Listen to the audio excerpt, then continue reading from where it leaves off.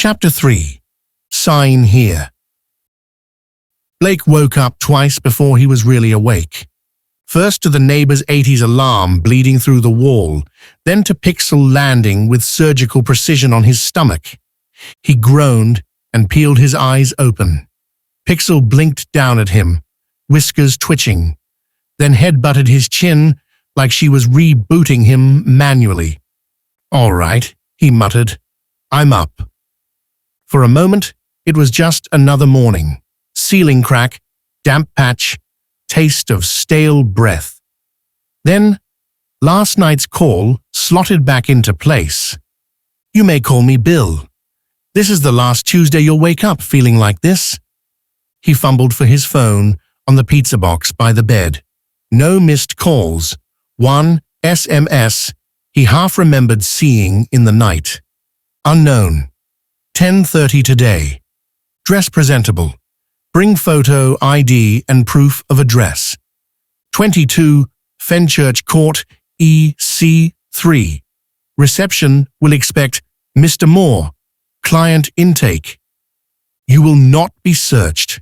You will not be recorded. Eat something first. He read it twice, then a third time, thumb hovering over the screen as if more text might appear. Pixel meowed, loud and insistent, and hooked a claw gently into his t-shirt. Yeah, he said. Priorities. He fed her first, of course. Fresh biscuits, water, a quick sweep of the litter tray. She ate with serious commitment, like a tiny machine designed for the single purpose of consuming and judging. His own cupboard offered less. Peanut butter and bread again. He scraped the jar clean, spread a thin, gritty layer, and chewed standing at the counter, eyes fixed on his phone. He checked the overdraft out of reflex. Still red. Still ugly. Pixel hopped onto the worktop and watched him pour instant coffee.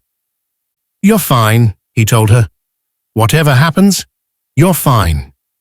He showered, shaved, cut himself once, swore quietly. Dress, presentable, turned out to mean his least wrinkled shirt, dark jeans, and the funeral jacket. He did his best to flatten the collar with damp fingers. On the way out, he grabbed the least crumpled bill from the stack of demands by the toaster. Gas, 3 months, overdue. Proof of address, close enough. He paused at the fridge. His mum's photo caught him in the act of leaving. Tired smile, thumb up. "Got a thing," he told her. "Might be something, might be a scam. I'll let you know." Pixel twined around his ankles until the last second. He closed the door on her pawing at the gap and tried not to feel like he was walking out on the only living creature who'd reliably stuck around. The bus chewed its way into the city through a morning that couldn't decide if it wanted to rain. He sat upstairs, forehead against the window, watching his bit of East London blur into glass and steel. The further in they got, the more the posters thickened. Safer together, fairer tomorrow. In soft pastels, smiling families in carefully diverse compositions, CCTV cameras tucked almost invisibly into the edges of the frame. Over those, slapped at angles, the opposition's material. How much safety is worth your freedom? In block red, over grainy black and white, like a crime documentary. Someone had written, "No smoking, no drinking, no say," across one of the government posters. Someone else had tried to scrub it off, leaving a pale ghost of anger behind. At a junction, traffic stopped under a digital billboard. An advert looped silently. A young couple laughing in a white rental flat that looked like a showroom. Owning is over. Experience everything for one low monthly fee.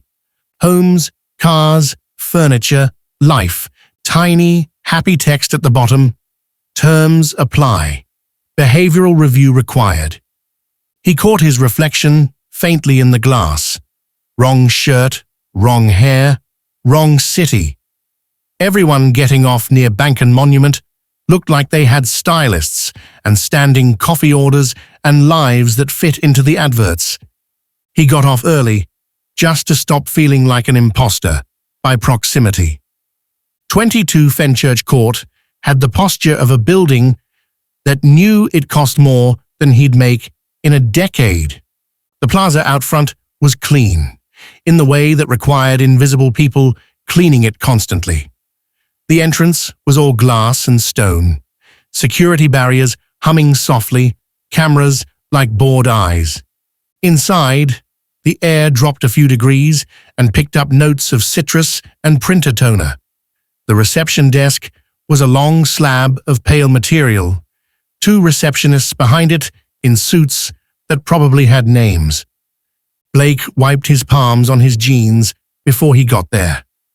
"Hi, Blake Moore," he said. "I think I'm, expected. Client intake."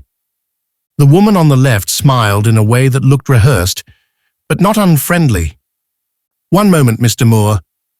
Her fingers moved over a flat glass panel. "Yes, here you are. May I see your ID?" He slid his provisional license across. He suddenly noticed the crease in the corner, the slightly fuzzy photo. She checked it against the screen, then his face, then nodded like he'd passed a test. "Thank you. You're going up to Calder and Gray LLP on level 19. Lifts to your left. The barriers will let you through." Calder and Gray. The name sounded expensive on purpose. He took his ID back, mumbled a thank you, and turned towards the lifts. His phone buzzed as the doors slid shut. Unknown. "Do not volunteer information. Answer what you are asked. Use your full legal name when signing." He stared at the screen. The lift hummed up. His heart did something similar. Level 19 opened onto thick carpet and muted colors designed not to offend anyone important. Frosted glass panels had neat lettering on them. Corporate services, compliance, structured finance. There were photographs of skylines in expensive frames, abstracts that might have been art or tax deductions. A smaller reception desk sat outside a glass door with Calder and Gray LLP etched discreetly. "Mr. Moore," the woman behind it said, as soon as she saw him. He nodded, surprised his name still sounded like his. "Good morning," she said. "I'm Angela. This way, please." Her smile was perfect and non-committal. Her heels made no sound on the carpet. She led him down a corridor, past closed doors with the names of partners on them. He tried not to read the names and fail at pronouncing them internally. The meeting room she ushered him into was pure generic corporate. Glass walls, big table, 4 chairs, jug of water, neat stack of folders. London's skyline sliced the far wall into reflections. "Would you like some water?" she asked. "Yes, please," he said. His voice sounded steadier than he felt. She poured a glass like it was part of a ritual, then sat opposite him and opened the top folder.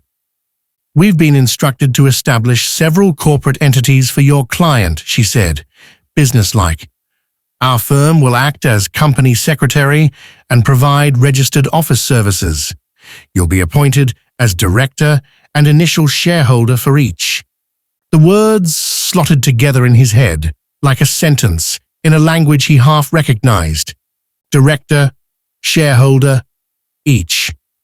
He sipped the water to cover not knowing what to do with his hands. Angela slid a document towards him, rotated it so it faced him. His name sat near the top. Blake Thomas Moore, printed cleaner than he'd ever seen it. "Northbridge Resources Limited," she said. "Private limited company, registered in England and Wales. Standard articles, standard share structure.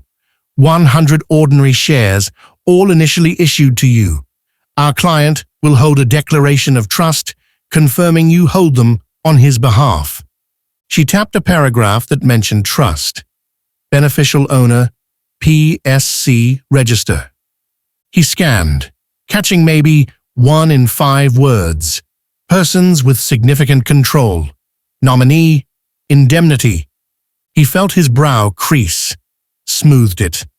Angela continued, tone calm, like a teacher in a very expensive school. You'll see here, another tap, our standard services agreement. Calder and Gray will provide the registered office address, maintain statutory registers, handle company's house filings, prepare board minutes as instructed. Fees and disbursements are billed to your client directly. He followed her finger, saw Calder and Gray LLP will not be responsible for any acts or omissions of the director that are outside the scope of our engagement, and the words slid straight off his brain. He nodded as if something had made sense. Another folder. Fenceline Logistics UK Limited, she said. Same structure. Different SIC codes, transport, warehousing. The exact operations will be defined later. More forms, his name again. Lines for signature. A third folder. Obsidian Analytics Limited, she said. Again, standard, private, limited company. This one is designated for data services and consulting. Much the same documentation.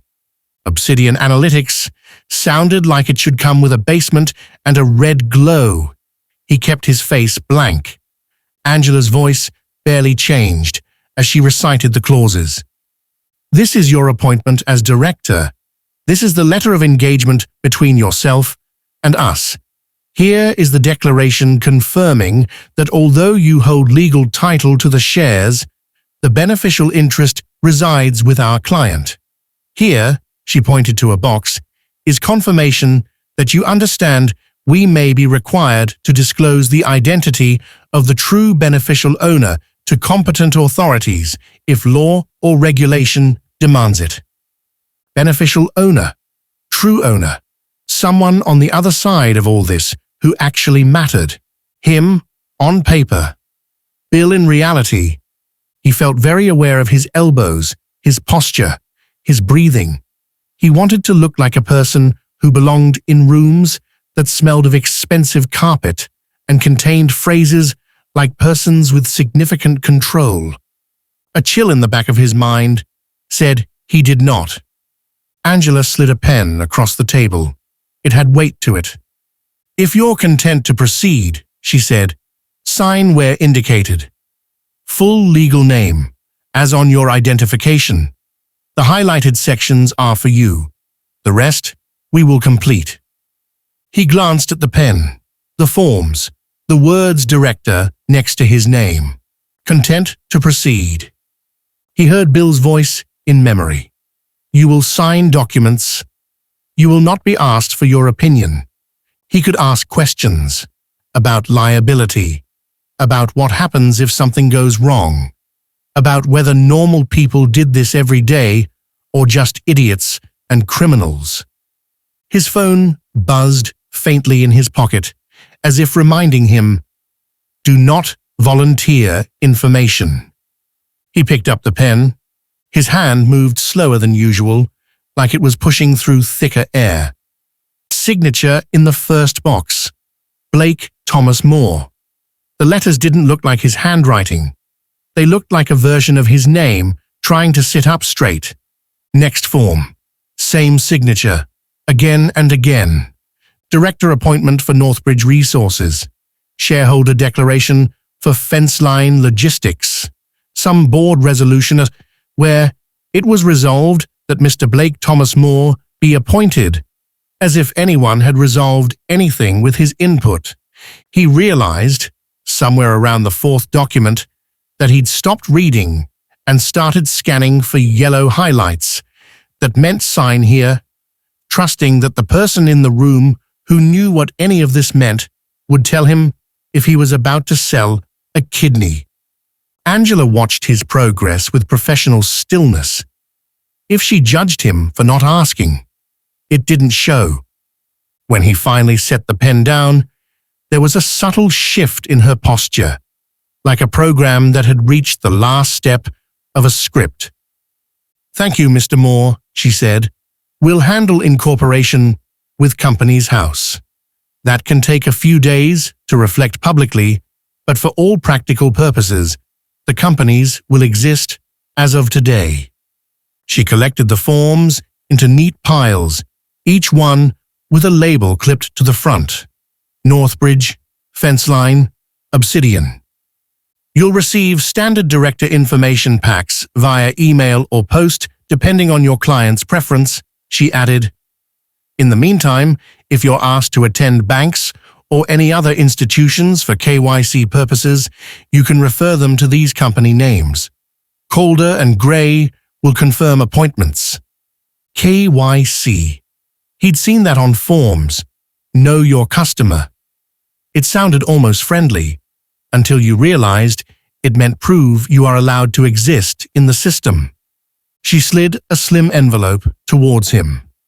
"This is your copy of our engagement terms and confidentiality provisions," she said. "I'd recommend reading them when you have time."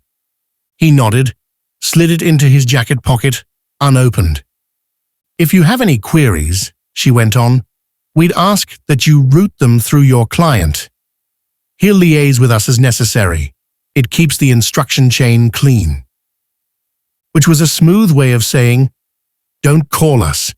You're not the one paying." He pushed his chair back, careful not to scrape it too loudly. "Thank you," he said, because it seemed like the right word. "Have a good day, Mr. Moore," Angela said, and the meeting was over, in that definite way expensive meetings were. He walked back down the corridor feeling like a kid who'd been allowed to borrow an adult suit for an afternoon. The faces in the framed photos watched him go with glassy, aerial detachment. In the lift down, his hands finally started shaking. He stared at his reflection in the mirrored panel. Jacket slightly too big, shirt slightly too small, cut on his jaw, eyes too wide. "You're a director now," he told the reflection silently, "whatever that means." The lift hummed to a stop. Before the doors opened, his phone buzzed. Unknown. Satisfactory. Check your bank account. His thumb hovered over the banking app. Part of him expected nothing to have changed. That this would be the punchline. "Kidding, you just volunteered as tribute." The balance loaded slowly, bar spinning. Then the numbers snapped into place. The minus sign was gone. An incoming transaction sat there, almost self-conscious. Incoming credit, £4,500. Origin, client escrow account.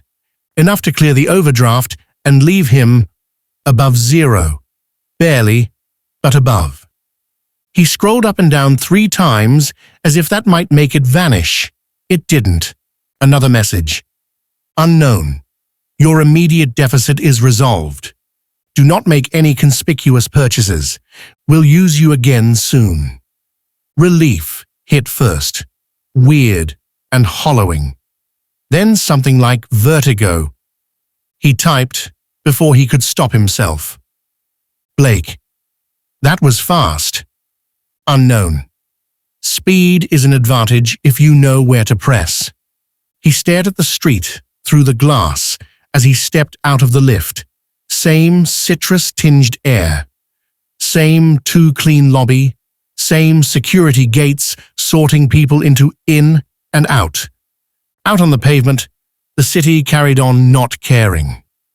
On the bus home, he watched other people without meaning to. Suits tapping at phones, a student arguing quietly with someone in earbuds about the latest safety guidelines at their uni. A woman in scrubs, asleep against the window, mouth slightly open. Fairer Tomorrow poster reflected over her face. His card, when he tapped out, didn't scream at him for lack of funds. The gates opened with a smooth beep instead of angry red. He walked past the cash machine outside the corner shop on his road and checked the balance again on the little screen, just to make it more real. Available balance, £238.12. Not a fortune, but not a hole anymore. The homeless man was still there, back against the wall, sign between his knees, same beard, same red hands.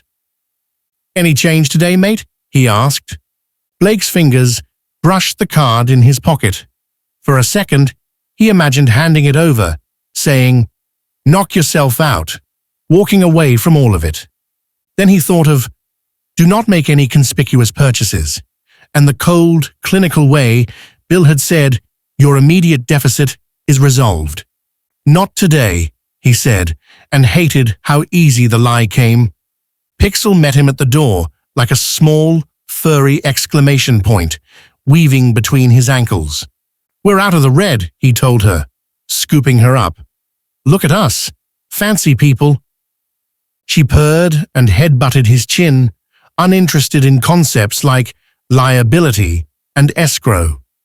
He set her down, opened the cupboard, and realized for the first time in months he could go to the supermarket and fill a basket without calculating in his head whether it would tip him over some invisible line. He grabbed his wallet again, hesitated. His jacket felt heavier, with the envelope from Calder and Gray inside. Northbridge Resources, Fenceline Logistics, Obsidian Analytics, names that meant nothing to anyone on his street yet. Whatever Bill was building, he'd just helped lay the foundations, with his name, with his signature, with his yes. The inside of his head buzzed with questions he didn't say out loud. What have I actually agreed to? How hard is it to undo? He scratched Pixel behind the ears. "Food first," he told her, "existential crisis later." Outside, the posters were still there. The adverts still told him owning was obsolete and safety was mandatory. Somewhere in a server rack in a building he'd never see, new digital records were already shuffling into place, companies with his name attached, waiting to be used. He stepped back into the street, feeling for the first time that he wasn't just drifting through the world, but attached to something, thin and invisible, and possibly dangerous, pulling him forward whether he understood it or not.